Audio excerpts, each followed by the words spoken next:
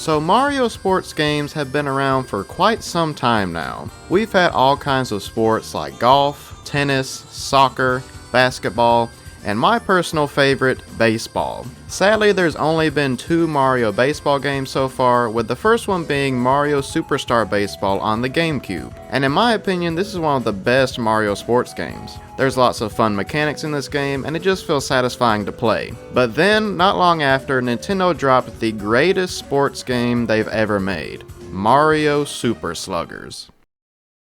Released for the Nintendo Wii in 2008, Mario Super Sluggers is the second and currently the last Mario baseball game. Many people, including myself, think it's the best Mario sports game, but why is that? Why are there still people making videos on this game and playing it every day even though it's 15 years old now? Well, that's what I'm going to answer.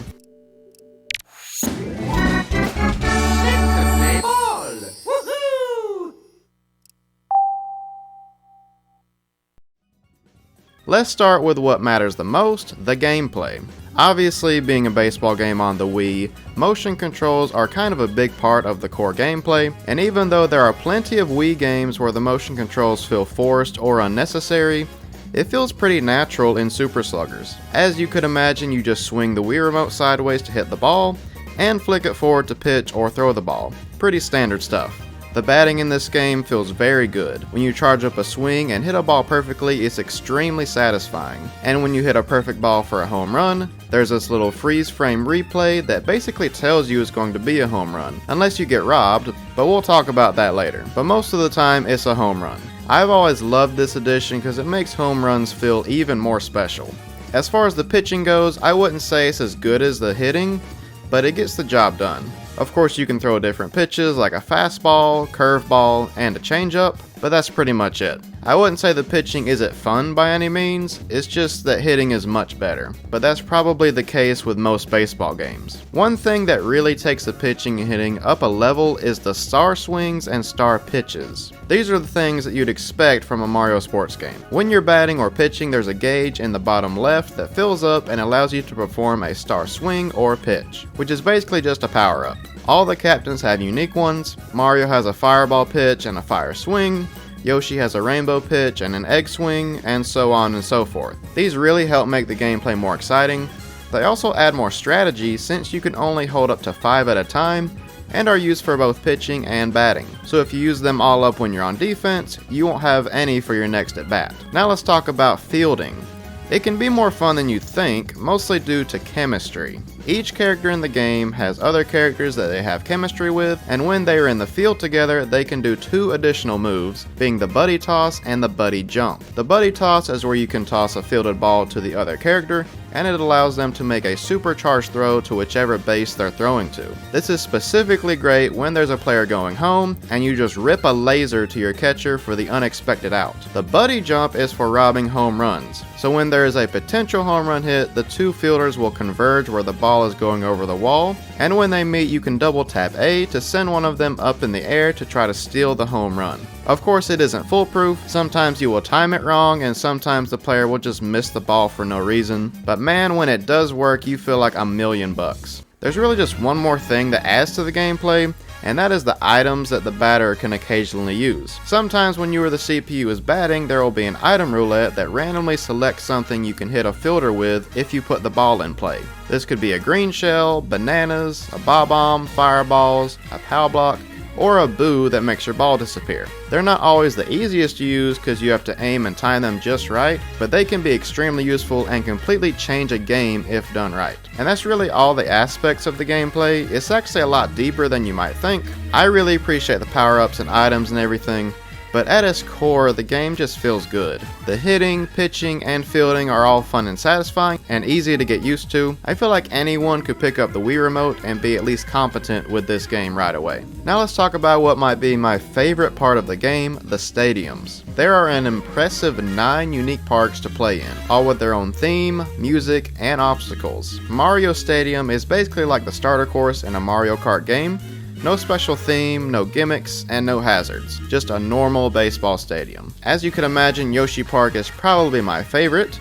And not just because it's Yoshi themed, it's also an amusement park with a Yoshi train that will run the outfielders over if timed right, which is pretty hilarious. And there's also pipes with piranha plants in them that will eat your ball and spit it out on the other side of the field. Wario City is pretty much what the name suggests.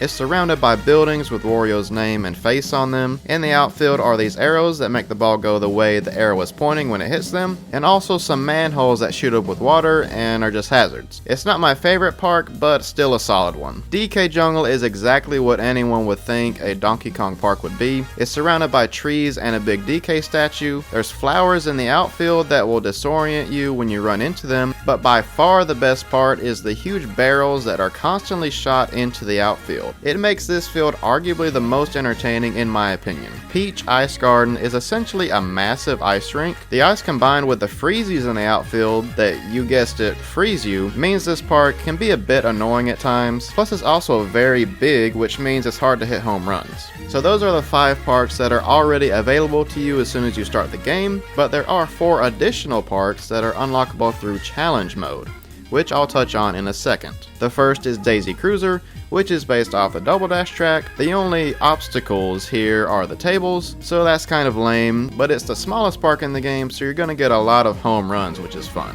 Next is Luigi's Mansion, another GameCube reference. You're not actually in the mansion, but basically in its front yard, I guess. It has a nice spooky vibe, and also has ghosts in the outfield, as you would probably guess. This one is actually only playable when you switch into night mode, which makes sense. Bowser Jr.'s Playroom is essentially just a child's room, but huge, and has Bowser Jr. stuff including toys and some giant toy thwomps looks like, and every now and then some bullet bills will just shoot out of the floor and try to hit you. Definitely not my favorite park, but I do like the music. And last but not least, Bowser's Castle. This has everything you'd want: fire, lava, menacing music, and of course a giant Bowser statue in center field. This one is also only playable during night, and is the last unlockable park in the game. And you may be asking, how do I unlock these parks? Well, that brings us to the next topic of challenge mode. Challenge mode is essentially just this game's story mode. The goal is to assemble a baseball team to defeat Bowser Jr., who has invaded the island. You do this by visiting the parks, which each have their own unique areas to explore, and you add teammates by doing baseball challenges and even some puzzles. You also collect the 4 main captains, Yoshi, Wario, Donkey Kong, and Peach, and each of them have a unique ability that allows them to progress through the parks, like Donkey Kong being able to climb vines,